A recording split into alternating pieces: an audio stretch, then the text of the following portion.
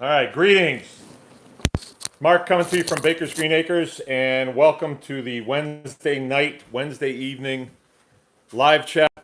Anyone can farm Baker's Green Acres, and here we are. I apologize for being an hour late, but we had something going on here, and I just couldn't break away from it. So, I really don't have a whole lot to brief tonight. The weather's getting good. Spring. I've got a lot going. I've been doing a lot of planting. I'm grazing cattle now, so that's taken up a lot of my time. Plant and garden, that's really taken up a lot of time. And I'm going to be cutting hay, you know. So we have a lot going on in the spring, and I'm just kind of here to answer questions tonight.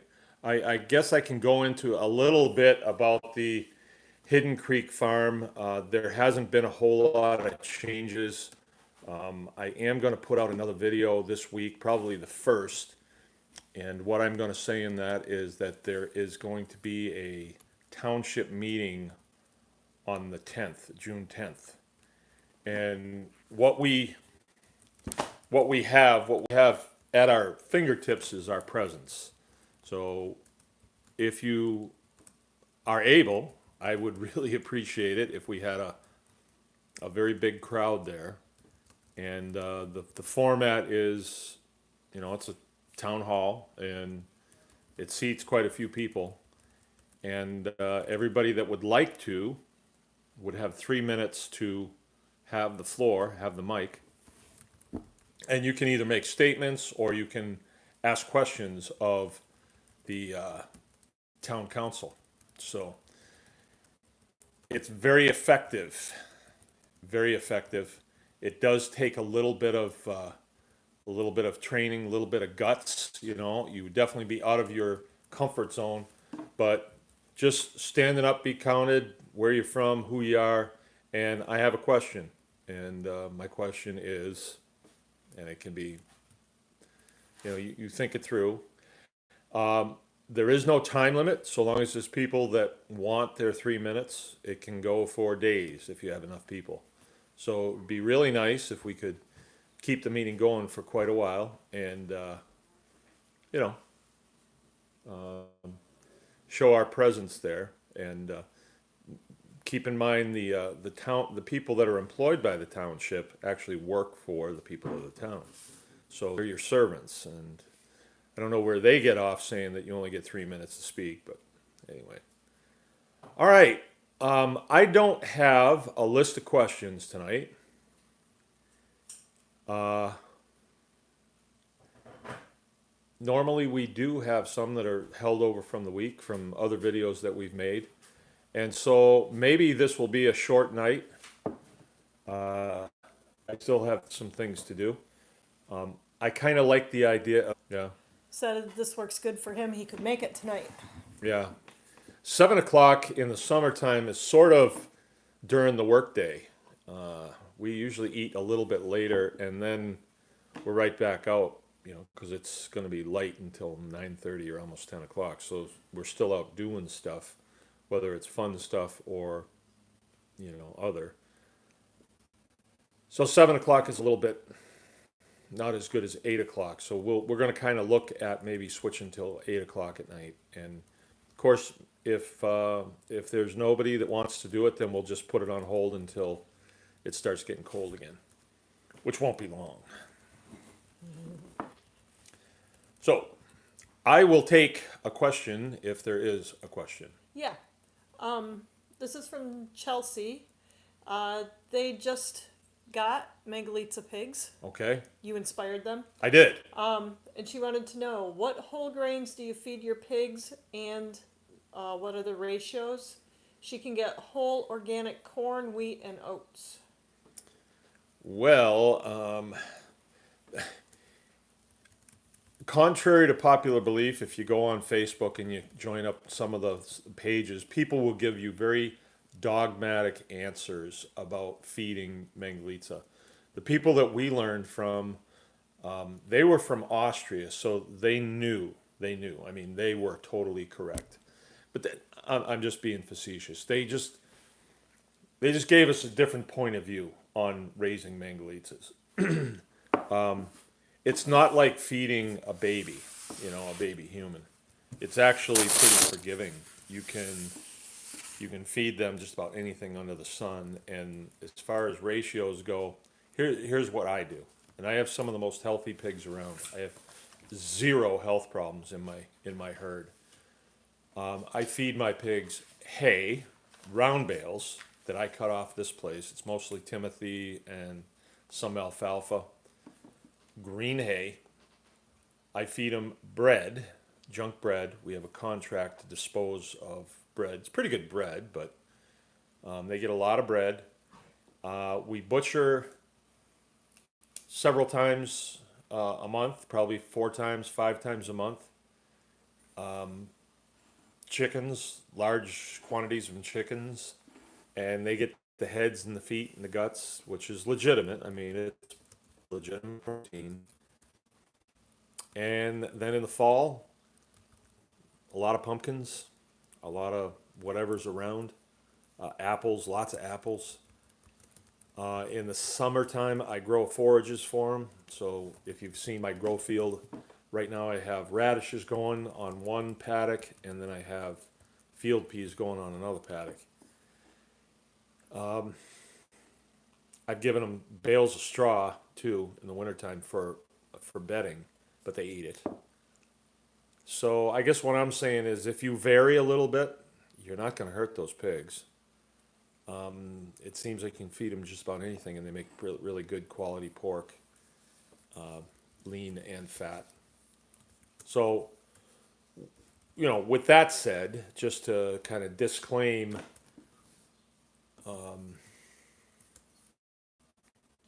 any of the ratios that I might throw out there, we used to feed a lot of barley because we had a guy here that grew it, and so I'd get it right out of the combine, and I'd just put it in a pile and bring it in there by the bucket load. We didn't grind it, and they did fine on that. I fed corn silage for a little while until I started learning more about genetically modified stuff and glyphosate. And it will actually color their fat, and you want the fat to be nice and white. You want it really nice and white. It looks a lot better than yellow fat. Yellow fat just doesn't look good. Taste comparison, I don't think we noticed a big difference when the fat was yellow. But when the fat is yellow, it seems to be a lot more floppy. It isn't firm like the white fat. And then we feed a lot of acorns in the fall. So we're all over the place. If you think how this animal would be in the wild, they would eat seasonally, and they would eat a lot when there was a lot, and they'd eat nothing when there wasn't anything. So, and if they found a dead deer out in the woods, they'd eat it. So there you go. I just want you to know that it's very forgiving. Mangalitsa is very forgiving. There was times around here when we were having tough times, and we were going through the state land, and somebody had cut down a whole bunch of pounding boughs off some trees. We grabbed them, we brought them home, and we threw it in with the pigs, and they ate it. So if you trim your trees, definitely throw it in there. They'll eat the bark.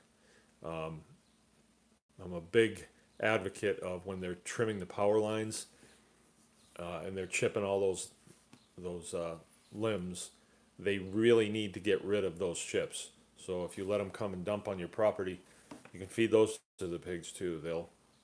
They'll eat a lot of it. So there you go. I don't know anybody that's poisoned a pig yet. So. I have another question from Mike. If you guys have questions, go ahead and type them in the chat window. If you put them in caps, it's easier for me to see them. Yeah. And then I'll relay them to Mark. For new people, I have Jill's right here. This is Jill, and she's got her laptop, and so she can see the questions on there. I don't even have them showing up on my phone, I don't think. Oh, you don't see them tonight? I don't think so. Oh, okay. When I make videos, I intentionally ignore the comments, because like I'll be making a really good video about a really good subject, and then all of a sudden a girl that I knew in high school that I liked but didn't like me shows up on there. And I totally lose my train of thought. So I just don't read, I can't really, I'm not a multitasker like that, I guess. Maybe I should learn how to do it, but I'm not. Mike was wondering. Just Mike Finn? Yep. Hey, Mike. Pigs sometimes just lift the electric wire and go right under it. What should I do to stop that? Well, first thing you want to do is check to make sure you've got an electric fence. I mean, it's electric.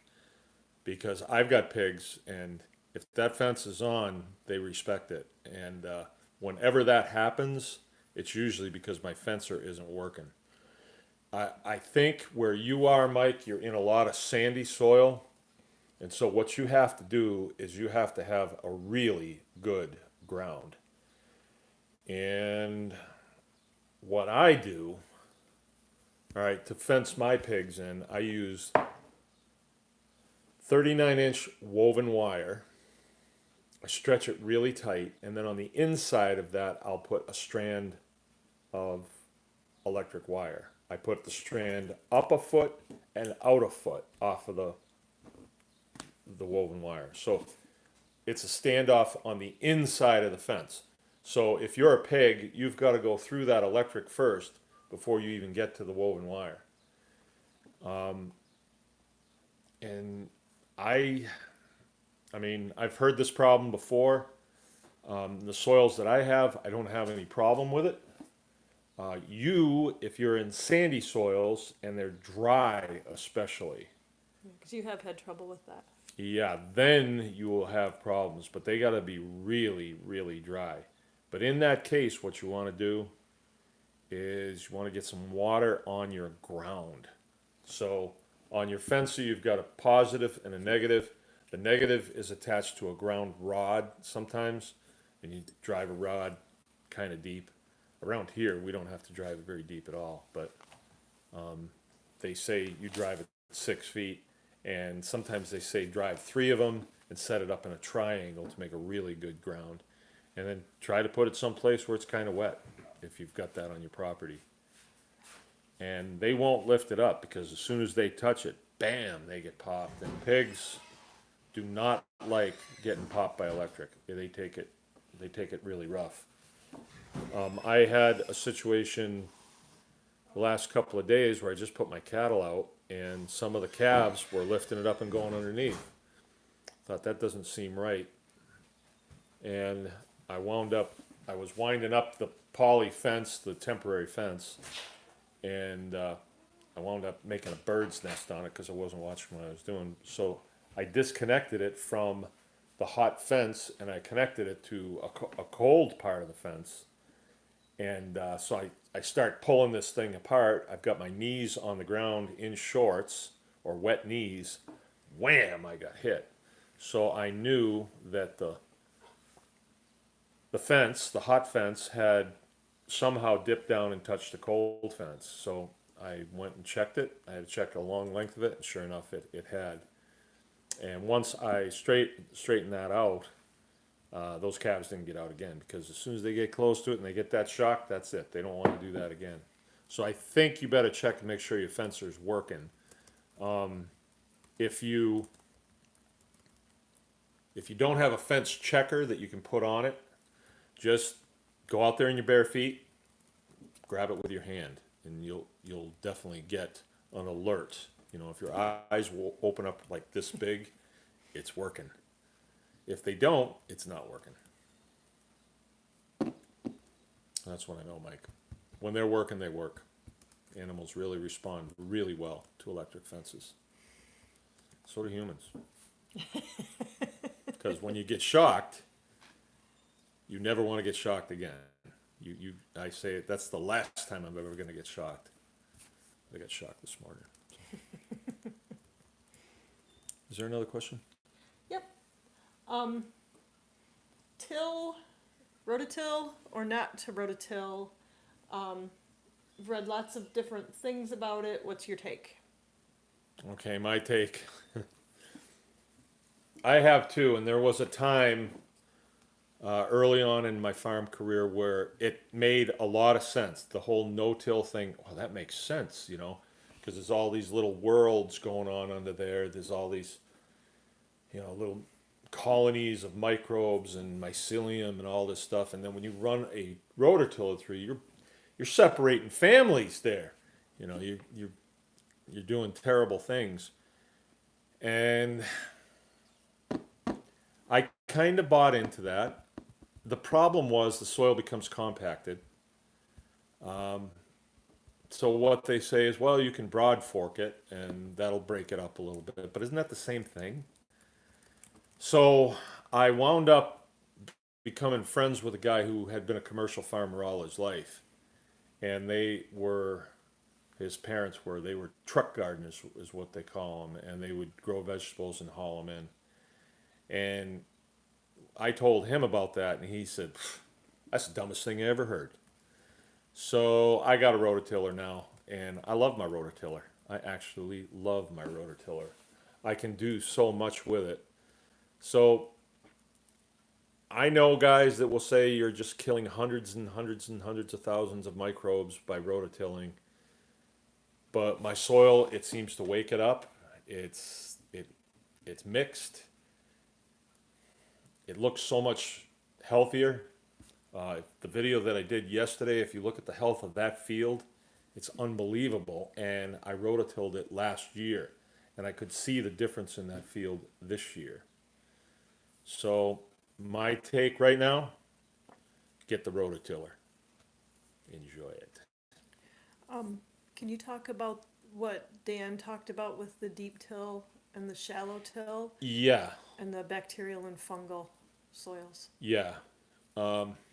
This was a little over my head. I went to a class this winter. The guy's name is Dan Kitterich. I highly recommend his videos are on YouTube.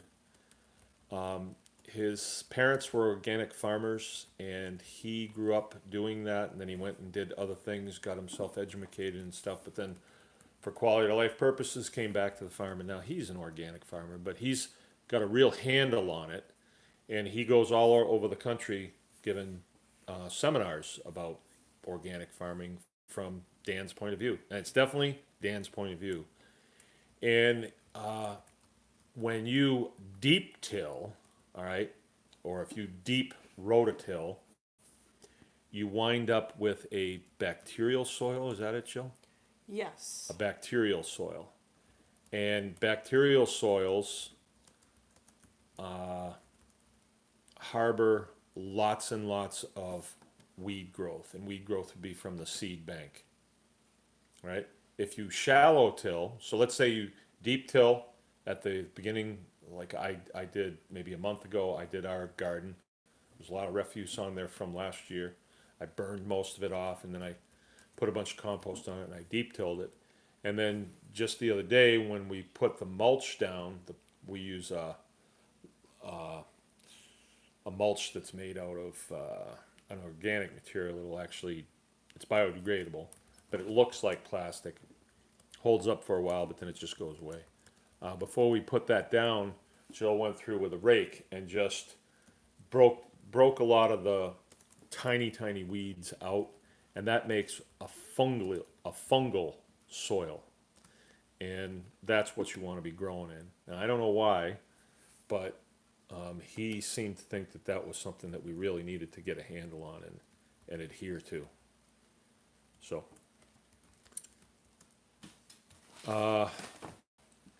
So yeah, I'm a rototiller, big time. Yep. Can you recommend a good fence charger? You know, here's the rule of thumb on that. They usually rate them in miles. Like if you're gonna fence off a quarter of a mile, you only need this little tiny one. And if you're gonna do 5 or 6 or 20 miles, then you need this great big one. Here's what I would do. Here's what I do anyway, because I fell into that thing where I just get these little $60 solar ones, you know, and they were supposed to supposed to go out there for I think a mile, but they were wimpy and they were cheaply built and they didn't last, and then they would start to fail, and I didn't know, like Mike, I didn't know if I had a problem the way I set it up, or the fencer had a problem, or what the deal was. Tractor Supply had a fencer on sale, and it was a $400 fencer. They had it on sale for like $275 at the end of the season. Solar, it's got a big solar thing on top of it. I bought one, and I don't think we've ever had a problem with that fencer. Usually, if there's some sort of problem, it's something that we did wrong, or the animals have piled something up on the fence. So my rule of thumb is you get the best fencer that you can afford. That's my thought on it, because if you're doing multi-species on your place, or even if you're doing a single species but then you're going to do some gardening as well, you really don't want a situation where you're going out in the morning in fear of what you might find. You know, you don't want that. You want to be assured that the animals are going to be on one side and the vegetables are going to be on the other side. Example, we put the cows out the other day for the first time of the year. I set the fence up kind of cursory, let the animals run in. They looked at the fence, they stayed away from it. Came out the next day and there was a couple of calves out. I thought, gee, I wonder where they got out. Chased them around a little bit and they went right back under the fence. It's just a single strand of poly wire. And I thought, that's kind of funny. And unlike Mike, I didn't go over there and grab the fence to see if it was working. I just kind of assumed it was working, you know. I didn't have time to check it. Well, that night, I woke up and I came out here and I was sitting, I couldn't sleep, and the dog started barking. So in my mind, I start thinking, all those cows are in the garden right now. They're in there. And it really stressed me out so much that I had to go get a flashlight and make sure that they weren't.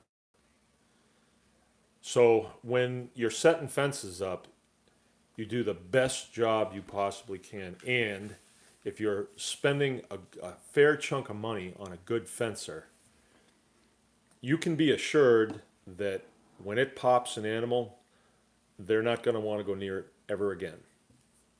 If you got shocked by it, you would not want to go near it ever again. It's not going to hurt you, but it's so uncomfortable and startling that you don't want to go near it. Maybe you should try it. And then you start to develop reliability with your equipment. So if you check that fence and it's all where it's supposed to be, you know you're going to contain your animals. Very, very important. I've had times, well, it wasn't a few years ago, we left out of here and I had 30 pigs on the garden. Very temporary situation. I just wanted them to till it up. It was in the early spring. We left to go to a museum for a day trip. We came home and they were out. Actually, they had been out, but then they got back in and were already in the hut sleeping. So I went out there and the lawn was totaled. The raspberry bushes were totaled. I mean, they did a lot. And these were just 30 little pigs like this. And, well, you know, it happened and they pushed something into it and then they got through it. You don't want that to happen. You just don't. You want to be very, very sure that your animals are going to be on one side and your vegetables will be on the other side. And what you're going to want to do probably is learn from somebody that knows how to do it. We are going to be putting out a fencing video where we go step by step of all the different stages. And this is how I build fences. You can build them the way you want or learn from somebody that's having success. but I'm going to be showing you how I build them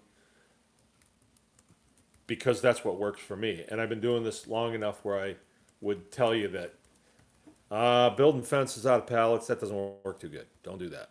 Or a single strand of electric fence, or even 2 or 3 strands of electric fence, that can fail. You really need a belt and suspenders. You need redundancy in farming and aviation and just about everything else that you do.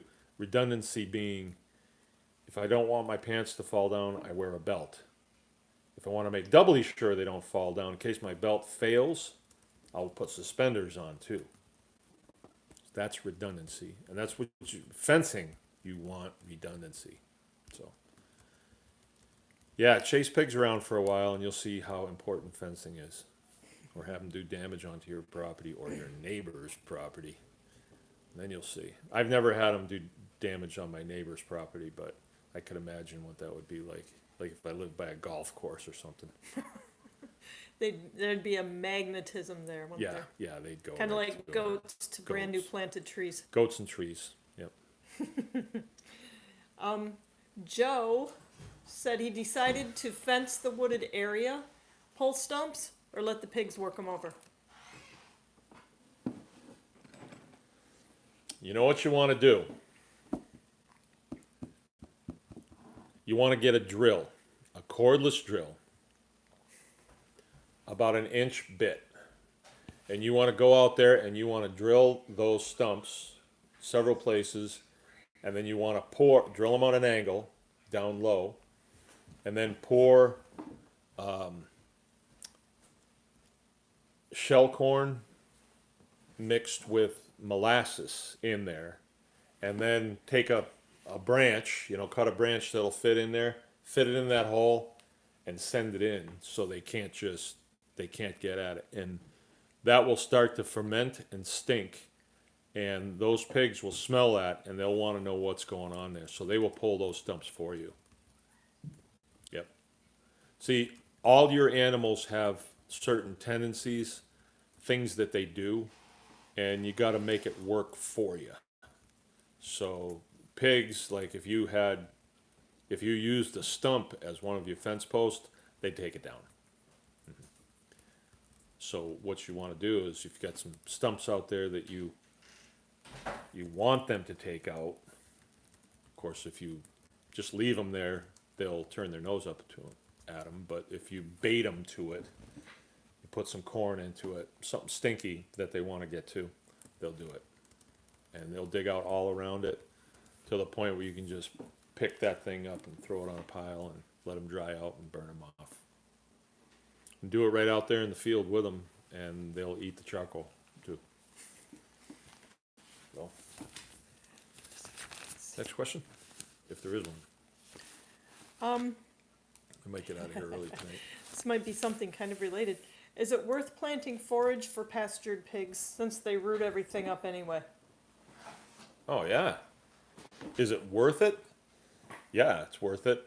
If you plant forage for them, let's say that you plant turnips and you're getting 5 pounds per square feet, and you've planted per square foot, and you've planted, let's say, 100 square feet.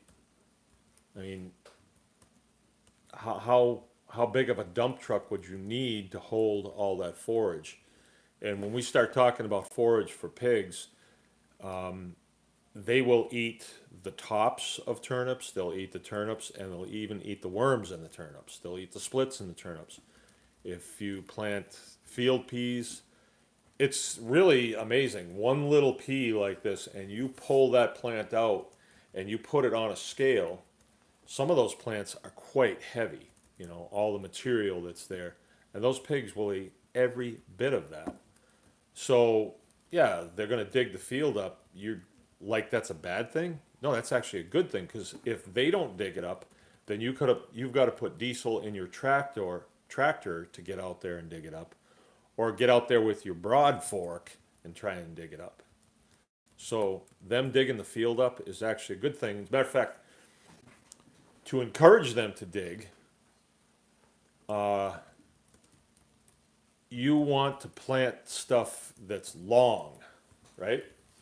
So this is quite a subject because let's say that you want, you know, let's see, let's say you want a 24-inch carrot. Well, your carrot is going to grow, and then it's going to hit the hard pan, and it's going to stop, and then it's going to start growing out the top, right? But if you're approaching this the right way, and you can get your carrots to go 24 inches, that means that pig is going to go after the tip of that, which could be down, 24. That'd be pretty long, but let's just say 16 inches. Well, that's really good, and you open up that hard pan with your pig doing it. Oh, that's really cool. That's really cool. Then you're bringing some of those less fertile soils or those less dark soils, the lighter soils, you're going to bring them to the top and then bring the heavier soils on the top down to the bottom. Kind of keep turning that up. My pig fields are dedicated to pigs, but I've got fields that were pig fields that are now cow fields. And when we started off, they were sand fields. They weren't fields at all. They were just like, it was just sand. And now they're very fertile, very dark. The video that I did, I think it was last night. Might have been last night. It was on Facebook, and Jill would have put it About which one? when I moved the cows out to the first graze and the field that I took them off, and then I planted that field. Oh, was last night? That's gonna go up on YouTube tomorrow night. All I right, well- uploaded to YouTube the one you did this morning. Okay. Well, I showed the field that I worked all day yesterday. All right. So I rototilled this field. Well, let me back up. This used to be a sand field. It was just sand. They called it a dry lot. This was a small dairy farm. Well, in the early 19th century, it was, or 1940s, it was a dairy farm, and they milked 15 cows, but so did all the other 80 acres farms around here did 15 cows. And they would turn the cows out when they were dry into the dry cow lot, and they just let them eat out there and move around. They didn't, they didn't do much with their manure, and everything blew off but the heavier sands, so it was just the sand field. And it would have been 14, 15 or so years ago. A neighbor said, he showed me how to put this disc on my tractor. I had no idea. It was here when I moved here. I put it on, and he says, yeah, run it around out there. And I did, but it was just sand, so it was just digging it up and then fall back down. And he says, you want to get some rye going out there is what you want to do. So I went and I bought a bag of rye, and I took it and I threw it out there, and then I dragged something over it. It's about an 1.5 acre field, and that rye came up. And it was beautiful. It was just a nice green, like a lawn out there. And then we turned pigs in on it. They ate the rye, and then they ate the roots, and they did really well on it. And they turned the whole field over. And then the color of the field changed a little bit, not much. And so we planted it again. And again, and I got kind of hooked on rye, and then one time I mixed turnips in with it. I don't even know where they came from. I don't know where we got turnips, but we did it. And the turnips came up, and they had these great big tops on them. They looked like tobacco leaves, and the pigs would eat those. And then they dig down and get the turnip out. It's really neat. We did it over and over and over and over the years. And that field now, I showed it in the video that I made last night, and Jill says it'll be on YouTube tomorrow. If you look at the color of that field, it's brown and dark brown. And the soil, if you pick it up and smell it, it smells just like if you were in the forest and you put your nose down, in the leaves. If you pull the leaves back and smell it, it's just really fertile. So yesterday, I wrote it, well, the cows were on it all winter long, and I moved the bale rings around, So wherever the bale ring is and they're eating, they usually defecate right there. So there's these poop circles all over that field, and I try to connect them up so there was a distribution of their manure. And yesterday we had quite a bit of rain the evening before, and I was walking through that field, and I thought, wow, this is soft enough that I can actually plow this. Because I was just going to leave it for the summer. I was just figuring out it'll be fine. I'll just leave it. I don't need another thing to do. But I went in there with my tiller and I made a strip, and it was beautiful. So I did the whole thing the best I could, and it really looked nice. And then as I was doing it, I thought, what am I gonna do to plant this? You know, who is my customer on this field? My customer is actually going to be the cows again, but it won't be for another 100 days. So I put in all the crops that were the longest that I could find. So I put in Sudan grass, and it was 90 days. I put in pumpkins that were 110 days. I put in mangles, and they were 100 days. So this is going to be next, September, when the cows are coming up from the field, when we can't graze anymore. Actually, we can, but that'll still be sitting there stockpiled in late November, maybe even October. So I'll have all that stockpiled forage out there. Yeah, it might not be suitable for us, but the cows they will eat that. And what we're doing too is we want that field to be covered, because all that nice rich soil out there, we don't want to just sit and bake in the sun. We want it to be, the process to be happening. So if something's growing on it all summer long, it's, it's just this, living organism that is only going to get stronger because the sun is helping with the plants, and the rain is holding everything together, and the air is blowing the plants around, and photosynthesis is happening, and all the bug life is in there, and it's just a beautiful thing. But the way I planted it really interested me. I couldn't get on the bottom part of it; it was way too wet. So around the edges at the bottom, I planted pumpkins, and I figured they'll go towards their vines will go towards the wetness. And then I did, I mixed all the other things together, and then any place there was a bale ring, it's really neat. Where the bale ring was, there's this manure circle, and then there's usually some hay that's left in the middle there. So when I would go over that with the rototiller, it'd still be some hay there, and it would be kind of dry. And but on those, they were like mounds, and I planted pumpkins right on top of those. So I just envisioned this like food field, and we take off of it too. In the grow area, if I plant radishes or something out there, we'll go out there and we'll take them for the house. Yeah, they're meant for the pigs, and eventually they'll get the most of them, but we'll take some for the house. No problem. Hey, Bayou Homestead wanted to know, is the field still sandy? Well, yeah, it is. The sand is still there, but the parts per million is going to be way, way down, because now there's a lot of organic material in there that,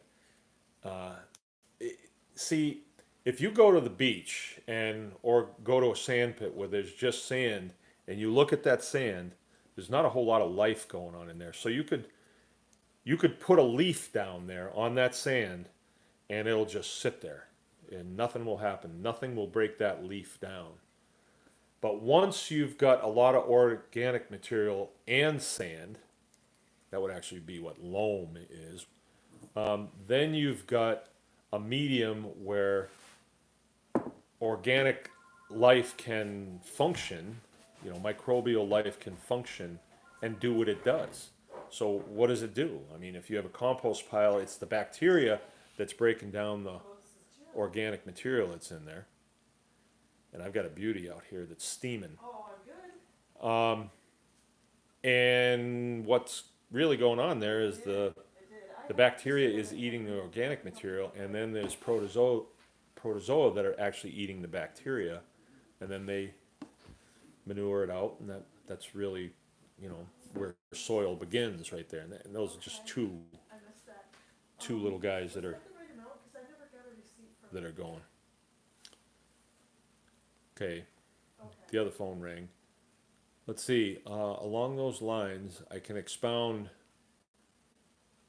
a little bit on that. When we start talking about, let's say, a compost pile, everybody understands that principle. You've got tons of bacteria out there, and they're going to it. They're eating and eating and eating, and they're creating a lot of heat. You pull open a compost pile, and it just steams, right? Your field is doing the same thing, but not to the same degree. Even your lawn does the same thing, but not to the same degree. It's more spread out. That process is not going on in a concentrated area like a compost pile is. So when you cut your lawn, let's say, and the clippings fall down to the base of the plants, and they're in contact with the soil and the microbial life down there, well, then you've got that microbial action going on, and everybody's getting fed, and the clippings are getting broken down. The same thing happens in the bodies of animals. They take in stuff, and it goes down into their gut, and it's full of bacteria. It starts to break it down, sort it out. Oh, this goes here, this goes here. All kind of works the same. That was my point. Now Jill's back, so I can fake that. Get a question. You did good. Chelsea wondered again, do the Mangalitsas need much water? I saw your video where they eat snow and don't touch water in the winter. Got to be careful with that one, Chelsea, I tell you. Especially with the online groups on Facebook. If you put out there that, well, I don't water my pigs in the wintertime, people will attack you. But, yeah, they're like any other pig. They require a lot of water during the day. And where they're going to get it is really kind of up to them. But we've noticed with the Mangalitsa, if we put water out for them, they just, especially in the wintertime, once they've gotten a taste for snow, they don't really care for the water that much. And they just usually play in it and get wet and stuff. So we stopped giving them water a long time ago, so long as there's snow. And they eat it, and they do just fine. In the summertime, it's probably pretty critical that they have water just like any other animal. And not only for drinking, but for wallowing in. They really need that. I think the enemy of the Mangalitsa pig is probably sun. Yeah, that's what seems to make them the most uncomfortable. However, we have never had a pig that got so much sun that it was sick or died. That's just not happened. But, especially with, I have dark Mangalitsas, I have swallow bellies, I have blondes too. Sometimes we mix them and we get what we call a brindle, and they're pretty dark. I just always make sure that they have some sort of shade. I've even just driven my big dump truck out there and parked it out there and just let them get under it if it's really hot. Before I had shelters and stuff. Now, wherever I have my pigs now, I have shelters for them so that they can get out. And I do put wallows in for both groups that I have now. We found out about feeding them snow or watering them with snow from the people from Austria that really clued us in on how to take care of these pigs. We were talking about feeding potatoes in the wintertime, and if you have a potato in the north here, it turns into like just as hard as a rock. But they'll crunch it up and they'll eat it, and there's enough moisture in those potatoes to sustain them quite nicely. So that's how we figured it out. And then we watched them eating snow and turning their nose up at water that we put out for them. Even warm water, they would just not. They were not interested. And we feed stuff that's not all the dried grain. And I think that helps. Even Yeah. hay has more moisture than that dried powdery grain. Yeah. Yeah. If you're gonna Chelsea, if you're gonna do Mangalitsa's, what I would do is I'd learn how to be a scrounger. Because if you're gonna go buy organic grains, you're gonna have a lot of money wrapped up in your Mangalitsa's. One of the big complaints about Mangalitsa's out there, if you follow those groups, there's a couple of fellows out there that just slam them all the time because they grow slow. But, you know, if we want to go down that road, then we're right in the same camp as industrial ag that is making sure that their chickens are no older than 56 days. Not 57, not 54, 56 days. Well, you know, if we're feeding our families, what difference does it make if they go over? So if we're procuring a feed from someplace that we're paying nothing for or very little, and it's going to make them take a little longer to finish, who cares? It doesn't really make that much difference. And, you know, organic is one thing. Well, let me put it this way. In my mind, genetically modified is one thing, and I don't like using them because they're genetically modified so that they can spray glyphosate on them. That's Roundup. That could be the death nail for that company that makes that.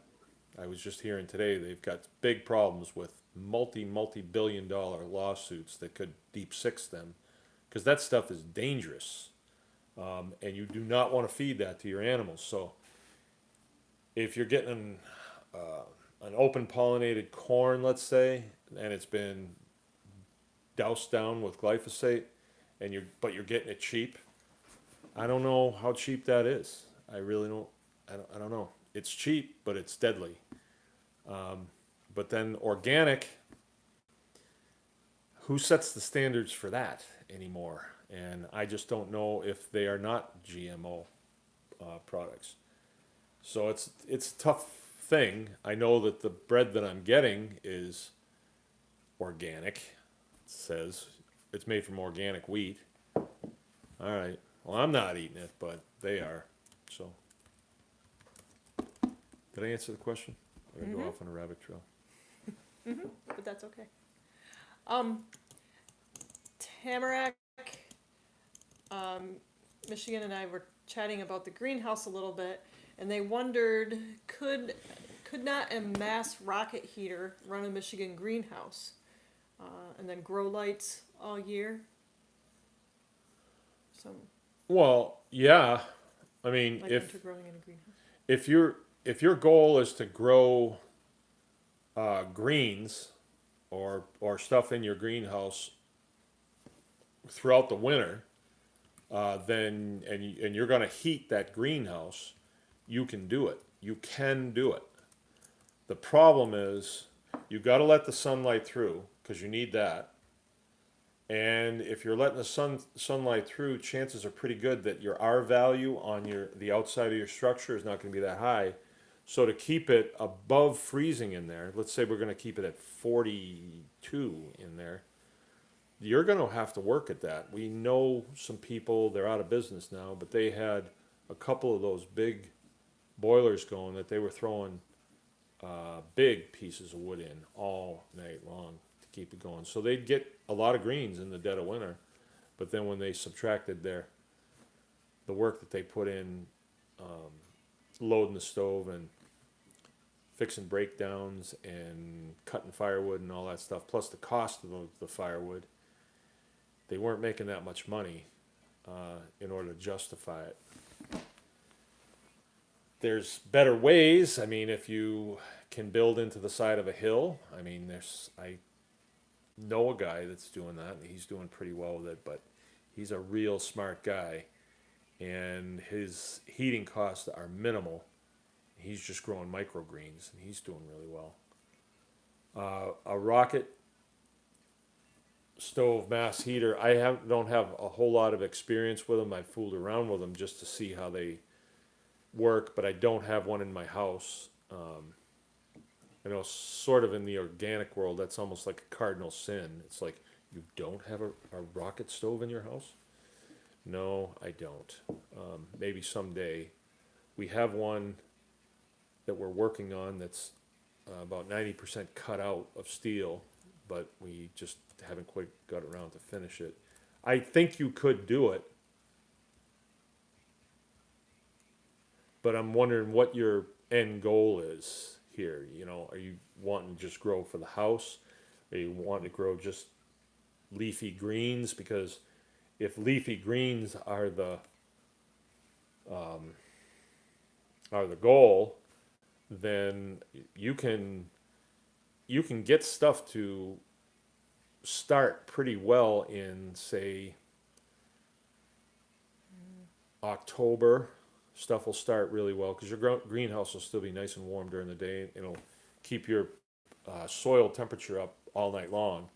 You just have to make sure that you don't harvest when the plants are frozen. You got to wait until the plants come at least above 32 before you harvest them, or they'll wilt. They'll actually turn to mush. But leafy greens will do pretty well in a greenhouse without heating going on in there. There's a book that I would recommend. I read from cover to cover. It was fascinating. It's 4 Seasons Gardening by Elliot Coleman, and he lives in about the same latitude as I do. I don't know him, but a friend of mine knows him, and got to see his place, and he does really well on a very small acreage in Maine. And the book is fascinating what he does on that. So, but I don't heat mine. I mean, I have a wood stove in there, but that was more the year that I was building it. I was working on it in the wintertime, and I would heat it then. And I thought I was gonna heat it, but I just didn't, and I haven't. Nice. Are we running out of questions? I've got another one here for you. Another question. Spring and the chickens are laying like crazy. What to do with all the extra eggs? Aha.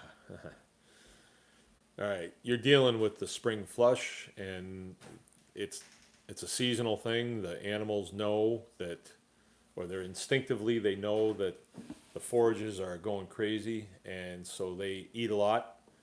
The cows eat a lot because that's when they would normally be having their babies, and so they would be engorged with milk, and the babies would do better.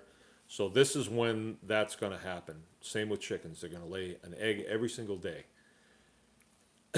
So what do you do with them? Here's what happens. You have a guy that has a small flock. He's got 30 chickens, and he's getting 30 on Monday, 30 on Tuesday, 30 on Wednesday, 30 on Thursday. And after a while, it's like, hey, I don't have any cartons for these. And if I had cartons, I wouldn't know what to do with them anyway. He's trying to sell eggs for, let's say, $4 a dozen. But he's got so many of them, he says, well, I'll take $3 a dozen for them. And people are like, well, a guy down the street's got them for $2 a dozen. Before you know it, people are like, just take them. Just take them. And then December rolls around, and you're like, boy, I sure wish I had some eggs. I'm going to have to go buy them from the store. How much at the store? For the same grade of egg, it's going to be whatever, $4 or $5. Even more than that, right? Sometimes. But here's what you do. There's a technique known as water glassing. And I won't go into it too much here, but if you go through the videos on Baker's Green Acres page, Jill did a video on water glassing. And it's a way that you can save eggs for up to 2 years. Now, we're eating eggs now from last year at this time. And the fresh eggs that we're getting now, they're going in buckets and being covered with this lime water solution. Very technical. I wouldn't want to go into it here. And you can save your eggs instead of just, giving them away. That way, like we have 30 chickens. I don't know why we have 30 chickens, because 30 eggs a day is a lot of eggs, even for a big family like mine. But then we get creative with them, like we're having deviled eggs for breakfast. We have hard-boiled eggs for lunch, and we have egg fraps for dinner. So we eat a lot of eggs. What else do we do? Eggnog. Eggnog, Rice with eggs cracked in rice it. with eggs. We throw eggs at cars going by the house, which is a lot of fun. You know, recreation on the farm. You got to do that. The neighbor that we don't like, we throw him at his house. It's fun. Pickled eggs. Pickled eggs. Yeah, we got a lot of pickled eggs. An egg a day to all the cats and dogs that are Yeah. feeding babies. Yep. Dogs get a couple eggs. So they don't go to waste, but we don't really sell them. We'll trade some off to friends. You know, we have some customers that come and get milk and stuff, and occasionally they want eggs, so they can get some eggs. But you want to figure out that water glassing idea. It's really good. You bakers are the best on YouTube. How come we don't catch on? Some of these YouTube channels are killing it, and we just haven't caught on. You need to share us around, I guess. Are there any more questions? Do we have solar? Oh. Yeah, we do. We have a little cabin that my son built, and they put up, it's pretty old now. It's over 10 years old. It's just a 3-cell solar panel thing with a car battery, and it runs the lights down there. And for a long time, I have said I'm going to put some solar panels on our roof and just charge some car batteries, so at night we don't have to have the house lights on. We could just use LED lights, and it's on the list of things to do. I would really like to get smart about that and just charge a lot of 12-volt batteries. Really useful. I use a lot of 12-volt batteries around here with all the equipment I have. Is there another question? Got one last one for you. Last question. And this one kind of goes with the video that I uploaded today, Okay. that you made this morning. When rotating cattle to new pasture, should we pick up the manure to compost it, or let it stay and let it compost naturally? I was distracted. I was reading somebody's. I see that. What did you say? Said most people are lazy. I'm lazy. Yeah, well, did you see the one after that? No. It says, show some leg. Can't hurt. Want me to show some leg? Sure. Well, today's, The first day of short season. yeah, So. I put shorts on today and my legs are like fish belly white, so that's what that must be all about. Ask my wife to show some leg. I don't know that that's much better. Ken, I'm not sure Mark's legs would do it. Yeah. So what was the question again? When rotating cattle to new pasture, should we pick up the manure and compost it, or let it stay and compost naturally? Well, here's what I do, and this makes sense to me. I mean, if you were going to go out there and you're going to pick up all those flops and take them someplace and compost them, you could, but it's a lot of time. My cows are up by the barn all winter long. You know, they don't like to go out and walk in the snow, and I don't want them doing that anyway, because they step on stuff and they can wreck things and get into adventures that I don't want them to have. So I just bring them up close to the barn. There's a place, and they have their water, and they have a hay bale, and they just manure right there, right? And there's plenty of manure that I can scrape up and compost. So that's about all the compost that I need, right? I'm not a commercial composter by any means. But I do have some extra that I trade or sell or whatever. And I don't have a huge number of cows. I have like 3 milk cows. I have 2 steers right now, and I have 4 calves? 6 5? calves, 5 or 6 calves. So I don't have a huge number, but it's just my little herd.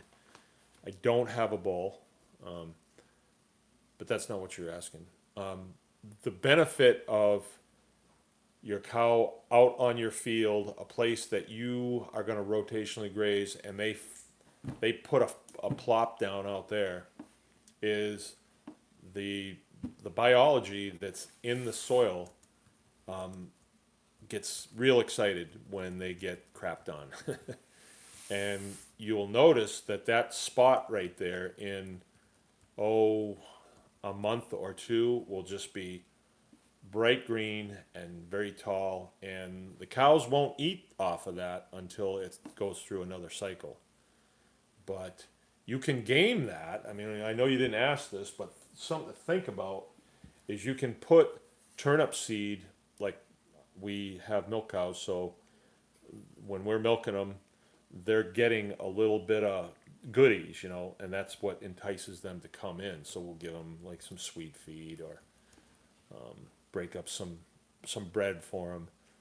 But you can actually put like turnip seed in there, right? They'll go out and they'll distribute it.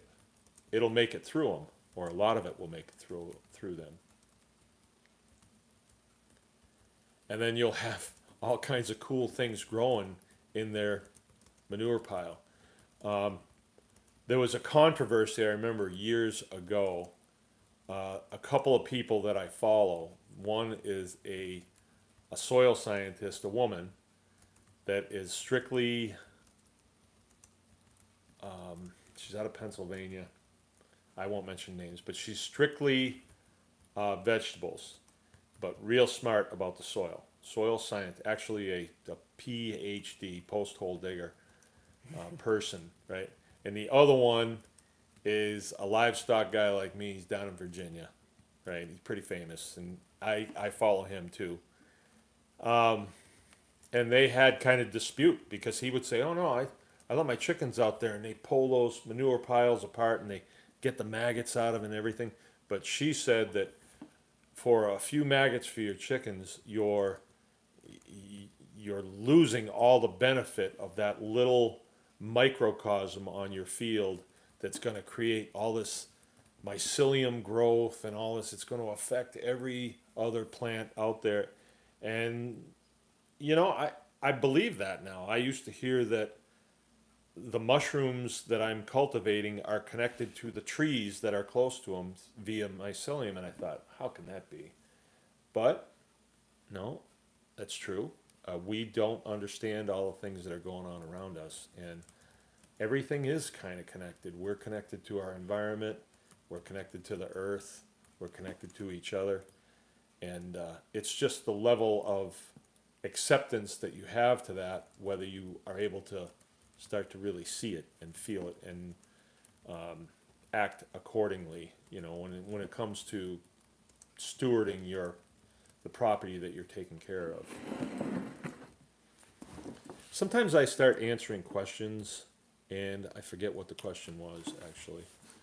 Thanks for the thumbs up, everyone. That helps cue the YouTube and share this. Okay.